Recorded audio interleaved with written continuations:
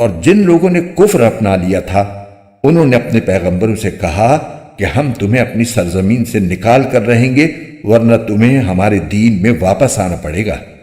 چنانچہ ان کے پروردگار نے ان پر وحی بھیجی کہ یقین رکھو ہم ان ظالموں کو ہلاک کر دیں گے اور ان کے بعد یقیناً تمہیں زمین میں بسائیں گے۔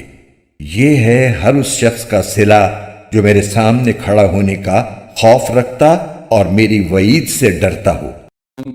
اور ان کافروں نے خود فیصلہ مانگا اور نتیجہ یہ ہوا کہ ہر ڈینگے مارنے والا ہٹ دھرم نامراد ہو کر رہا۔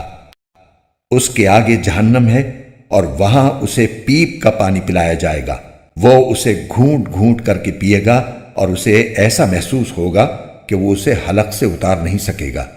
موت اس پر ہر طرف سے آ رہی ہوگی مگر وہ مرے گا نہیں، اور اس کے آگے ہمیشہ ایک اور سخت عذاب موجود ہوگا۔ جن لوگوں نے اپنے رب کے ساتھ کفر کی روش اختیار کی ہے ان کی حالت یہ ہے کہ ان کے اعمال اس راکھ کی طرح ہیں جسے آندھی طوفان والے دن میں ہوا تیزی سے اڑا لے جائے۔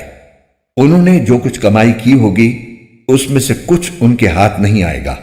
یہی تو پرلے درجے کی گمراہی ہے۔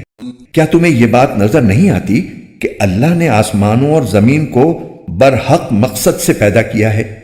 اگر وہ چاہے تو تم سب کو فنا کر دے اور ایک نئی مخلوق وجود میں لے آئے، اور یہ بات اللہ کے لیے کچھ بھی مشکل نہیں ہے۔